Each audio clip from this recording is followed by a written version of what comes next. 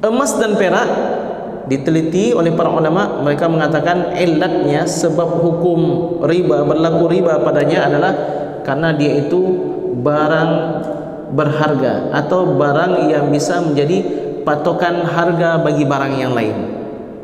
Emas dan perak berarti masuk di dalamnya apa?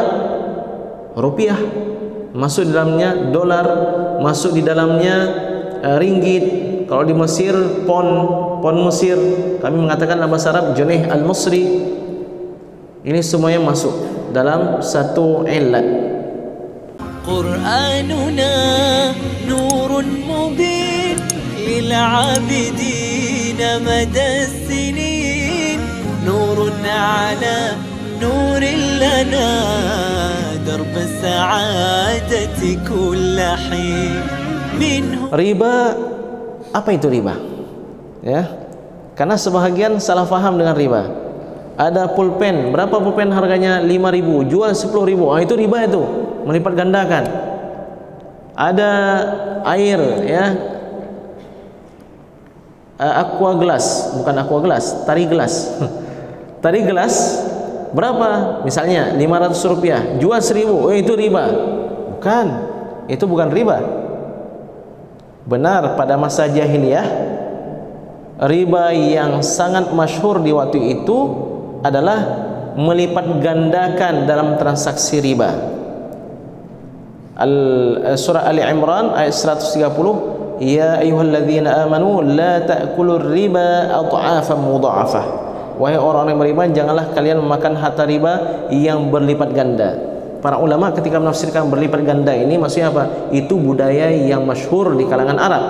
Bukan berarti kalau seandainya enggak sampai 2 kali lipat belum riba, atau semua transaksi jual beli yang di dalamnya ada melipat gandakan harta itu baru dikatakan riba. Belum tentu.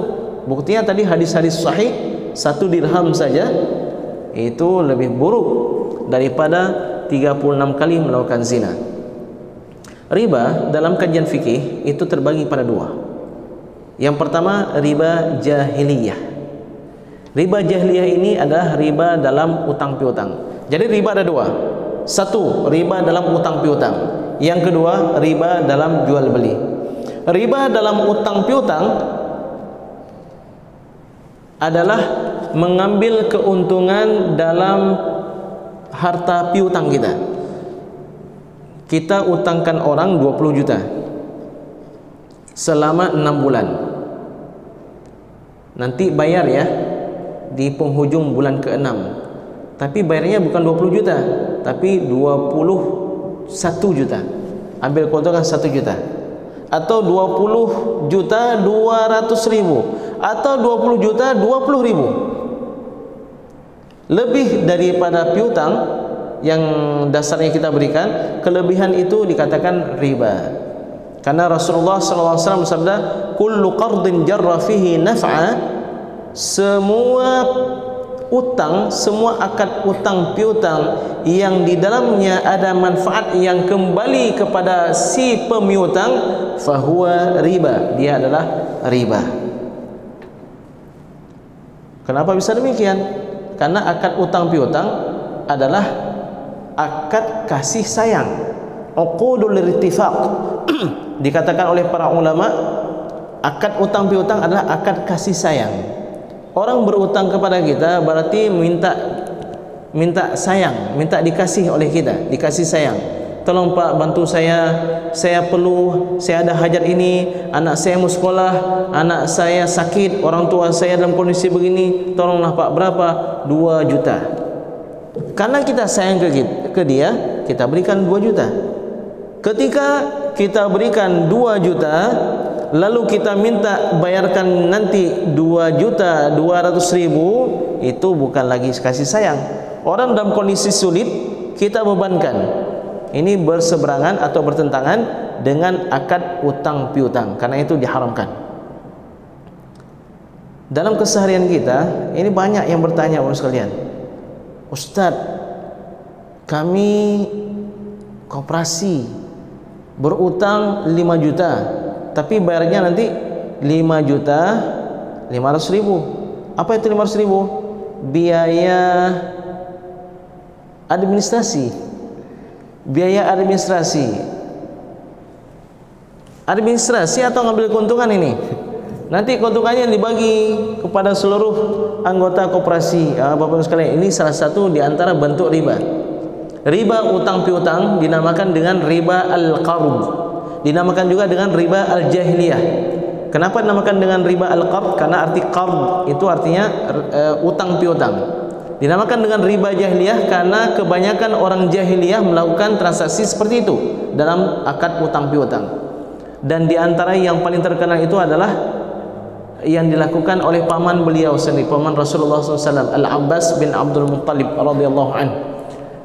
Karena itu ketika haji wada' Rasulullah SAW sabda, ketahuilah semua riba jahiliyah telah aku haramkan.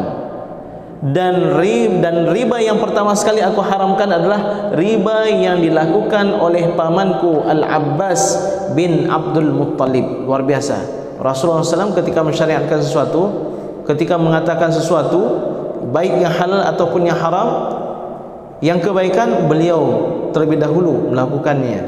Yang haram beliau akan melihat keluarga beliau dulu. Itu duluan yang beliau haramkan, yaitu riba yang dilakukan oleh paman beliau. Ini riba jahiliyah atau riba utang piutang. Yang kedua, riba jual beli. Riba jual beli ini lebih rumit kajiannya, ya, agak sulit sedikit, tapi kita harus jelaskan. Riba jual beli itu hanya berlaku pada barang-barang ribawi. Apa arti barang-barang ribawi? Barang-barang yang bisa terjadi riba di dalamnya. Maksudnya apa? Ada barang-barang yang tidak dinamakan dengan barang ribawi. Maksudnya apa? Enggak berlaku hukum riba di dalamnya. Apa saja barang-barang ribawi? Barang-barang ribawi adalah barang-barang yang disebutkan oleh Rasulullah SAW dalam hadis beliau. Ada 6. Rasulullah SAW sabda, "Az-zahabu bil-zahabi," emas dengan emas. Wal fiddatu bil fiddati, perak dengan perak. Wal burru bil burri, gandum dengan gandum. Wat tamaru bit tamari, kurma dengan kurma. Wasyairu bis syairi, syair dengan syair.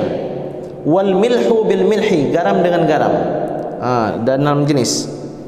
Yadan biadin, harus langsung serah terima. Waznan biwaznin, harus sama timbangannya. Mithlan bimithlin, harus sama kadarnya.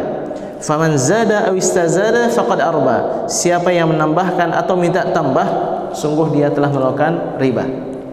6 jenis. 6 jenis barang ribawi. Para ulama fikih dan ulama usul fiqh, seperti kebiasaan mereka, ketika mendapati hadis, mendapati ayat, mereka akan berusaha untuk melihat illat hukum, sebab lahirnya hukum. Tujuannya apa? Kalau illat hukum ini ada pada hal-hal yang lain, maka hal-hal yang lain akan dimasukkan ke dalam kasus ini. Kenapa? Karena Al-Quran terbatas, hadis terbatas, sedangkan kasus tidak terbatas sampai hari kiamat. Jadi mereka meneliti dan mereka dapatkan ternyata 6 jenis yang disebutkan oleh Rasulullah SAW itu bisa dikelompokkan ke dalam 2 kelompok. Emas dan perak itu 1 kelompok. Lalu gandum, kurma, syair dan garam itu pada kelompok kedua. Emas dan perak diteliti oleh para ulama, mereka mengatakan illatnya, sebab hukum riba, berlaku riba padanya adalah karena dia itu barang berharga atau barang yang bisa menjadi patokan harga bagi barang yang lain. Emas dan perak berarti masuk di dalamnya apa? Rupiah, masuk di dalamnya dolar, masuk di dalamnya ringgit. Kalau di Mesir pon Mesir, kami mengatakan dalam bahasa Arab junih al-Misri. Ini semuanya masuk dalam satu illat. Yang kedua, kelompok yang 4 tadi disebutkan oleh Nabi, para ulama mengatakan masuk dalam jenis makanan. Maka semua makanan masuk ke dalamnya. Beras, jagung, apalagi gandum, gandum sudah disebutkan dalam teks itu. Semua apel, durian dan seterusnya itu masuk dalam kategori harta ribawi.